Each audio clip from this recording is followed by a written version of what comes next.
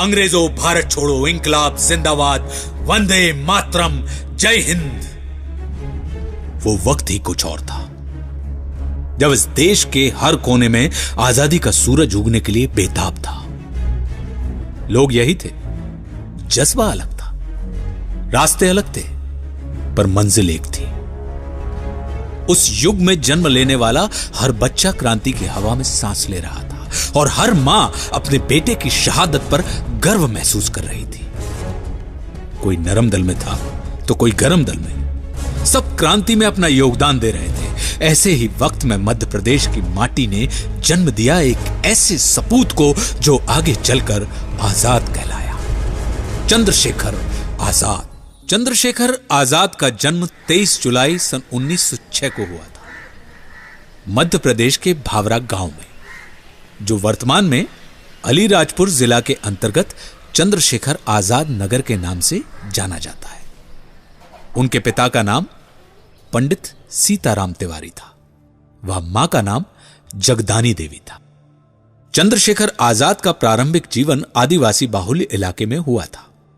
वो भील आदिवासी बालकों के साथ खेलते कूदते बड़े हुए थे। भील बालकों के साथ रहते रहते उन्होंने धनुष बाण चलाना सीख लिया था। छुटपन में ही आजाद ने निशानेबाजी में महारत हासिल कर ली थी। चंद्रशेखर जब बड़े हुए तो 1919 में हुए जलियांवाला बाग नरसंहार ने उन्हें काफी व्यथित कर दिया। कुछ कर गुजरने की चाह में वे अपने माता पिता को छोड़कर बनारस जा पहुंचे। चंद्रशेखर आजाद संस्कृत विद्यापीठ में भर्ती होकर संस्कृत का अध्ययन करने लगे। उन दिनों बनारस में असहयोग आंदोलन की लहर चल रही थी। विदेशी माल ना बेचा जाए, इसके लिए लोग दुकानों के सामने लेटकर धरना देते थे। आजाद भी इस आंदोलन में कूद पड़े। साल था 1921। सन 1921 में जब महात्मा गांधी ने असहयोग आंदोलन प्रारंभ किया तो चंद्रशेखर आजाद ने उसमें सक्रिय योगदान दिया। उनको महसूस हुआ कि देश के लिए कुछ कर गुजरने का वक्त आ चुका है। चंद्रशेखर आजाद एक दिन धरना देते हुए पकड़े गए। उन्हें पारसी मजिस्ट्रेट मिस्टर खरेघाट की अदालत में पेश किया गया। मिस्टर खरेघाट बहुत कड़ी सजाएं देने के लिए कुख्यात थे। उन्होंने बालक चंद्रशेखर से जानकारियां लेना शुरू की। मजिस्ट्रेट ने सबसे पहला सवाल किया, तुम्हारा नाम क्या है? आजाद। तुम्हारे पिता का नाम? स्वाधीन। घर कहां है तुम्हारा? जेल खाना। मजिस्ट्रेट मिस्टर खरेघाट चंद्रशेखर के इन उत्तरों से चिढ़ गए और उन्होंने 14 साल के छोटे से बच्चे चंद्रशेखर को 15 बैंतों की सजा सुना दी।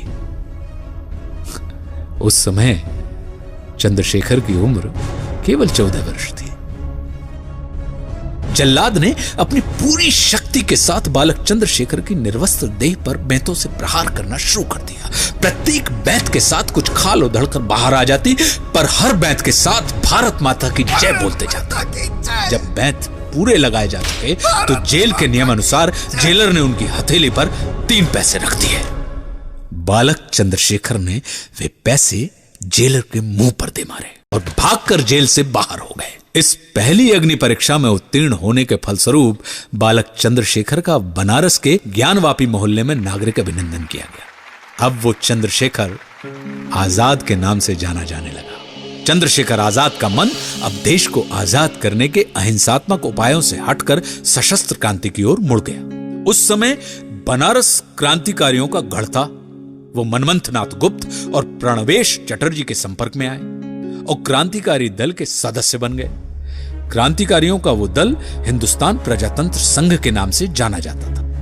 धीरे धीरे वे आजाद भारत के क्रांतिकारियों के बीच एक सुप्रसिद्ध हस्ती बन गए। उनका जोश, साहस, तीक्ष्ण बुद्धि और भेष बदलने की काबिलियत ने सबको हैरान कर दिया था। कुछ ही समय बाद वे क्रांतिकारी रामप्रसाद बिस्मिल के संपर्क में आए और फिर उन्होंने एक ऐतिहासिक घटना को अंजाम दिया। एक ऐसी घटना जिसने आजाद को भारतीय क्रांतिकारियों के इतिहास में अमर कर दिया। क्रांतिकारियों द्वारा चलाए जा रहे आजादी के आंदोलन को गति देने के लिए धन की तत्काल व्यवस्था की जरूरत थी। इसके मद्देनजर शाहजहांपुर में हिंदुस्तान प्रजातंत्र संघ की बैठक हुई। बैठक के दौरान राम प्रसाद बिस्मिल ने अंग्रेजी सरकार का खजाना लूटने की योजना बनाई।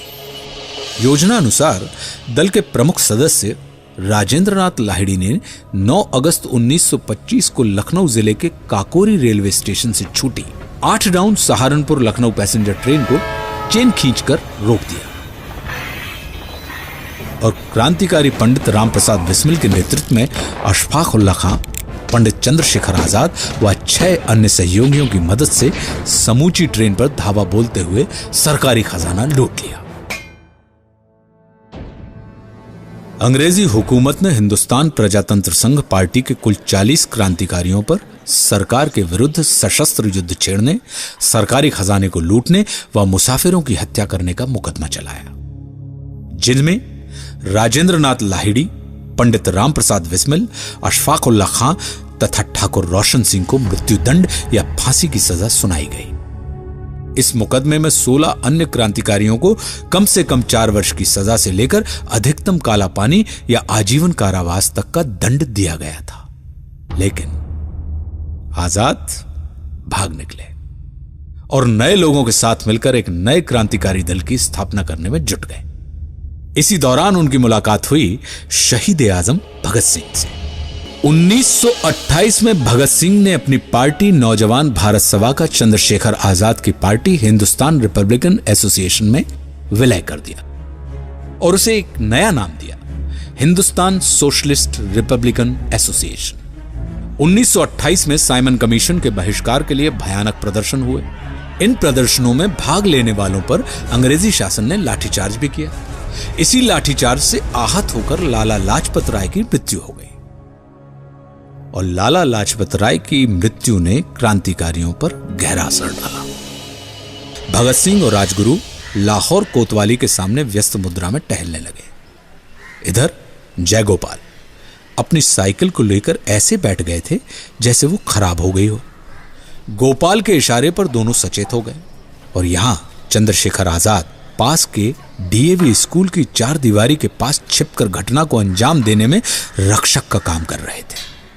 17 दिसंबर 1928 को करीब 4:15 बजे एएसपी सैंडर्स के आते ही राजगुरु ने एक गोली सीधी उसके सर में मारी। इसके बाद भगत सिंह ने 3-4 गोलियां और दाग दी और उसके मरने का पूरा इंतजाम कर दिया। ये दोनों जैसे ही भागे कि एक सिपाही चनन सिंह ने इनका पीछा करना शुरू कर दिया। चंद्रशेखर आजाद ने उसे सावधान किया कि आगे बढ़ा तो गोली मार दूंगा, लेकिन सिपाही ने आजाद की बात नहीं मानी तो आजाद ने उसे गोली मार दी और इस तरह इन लोगों ने लाला लाजपत राय की शहादत को श्रद्धांजलि दी। सैंडर्स की मौत से अंग्रेजी हुकूमत बौखला गई। पूरा जोर लगाने के बाद भी एक भी क्रांतिकारी पकड़ा ना जा सका और इधर ये क्रांतिकारी भी चुप नहीं बैठे थे। वे एक ऐसी बड़ी घटना को अंजाम देने की तैयारी कर रहे थे जो पूरे देश और दुनिया को हिलाकर रख देने वाली थी। बदलती परिस्थितियों को भांपते हुए भगत और आजाद ने अपने बाकी साथियों को एकत्र किया और आगरा के पास एक अधिवेशन बुलाया। यह एक गुप्त अधिवेशन था। इस गुप्त अधिवेशन में आजाद और भगत सिंह के अलावा सुखदेव, राजगुरु, बटुकेश्वर नाथ दत्त, शिव वर्मा, यशपाल तथा अन्य क्रांतिकारियों ने भाग लिया। बहरों को सुनाने के लिए असेंबली में बम फोड़ना ही होगा। इस मशहूर जुमले के साथ साथ आजादी के इतिहास की शायद सबसे महत्वपूर्ण घटना का आगाज हुआ, जिसको आगे चलकर असेंबली बम कांड के नाम से जाना गया। चंद्रशेखर आजाद ने भांप लिया था कि जैसे ही भगत और दत्त अपनी गिरफ्तारी देंगे, वैसे ही अंग्रेजी हुकूमत इस घटना से जुड़े सभी क्रांतिकारियों के पीछे हाथ धोके पड़ जाएगी।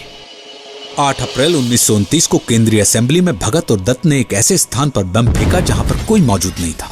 पूरा हॉल धुएं से भर गया। भगत सिंह चाहते तो भाग भी सकते थे, पर उन्होंने पहले ही सोच रखा था कि उन्हें दंड स्वीकार है, चाहे वो फांसी ही क्यों ना हो। उस समय वे दोनों खाकी कमीज और निकर पहने हुए थे। बम फटने के बाद उन्होंने इंकलाब जिंदाबाद, साम्राज्य मुर्दाबाद का नारा लगाया और अपने साथ लाए हुए पर्चे हवा में उछाल दिए और इसके तुरंत बाद भगत और दत्त को गिरफ्तार कर लिया गया। असेंबली में बम बिल्कुल वैसे ही फेंका गया था जैसे कि क्रांतिकारियों ने योजना बनाई थी और इसके तुरंत बाद भगत सिंह और दत्त ने अपनी गिरफ्तारी दे दी। इस घटना ने पूरी व्यवस्था को हिलाकर रख दिया था। अंग्रेजी हुकूमत डर गई थी और उन्होंने भगत सिंह और दत्त के बाकी साथियों को पकड़ने के लिए चारों तरफ पूरी पुलिस को छोड़ दिया था। केस कोर्ट में पहुंचा और भगत सिंह और बटुकेश्वर दत्त का ट्रायल रोज अखबारों में छपने लगा। बहरों को सुनाने के लिए असेंबली में धमाका करना ही होगा। योजना सफल हुई थी। भगत सिंह और बटुकेश्वर दत्त की ट्रायल रोज अखबारों में छपने लगी थी।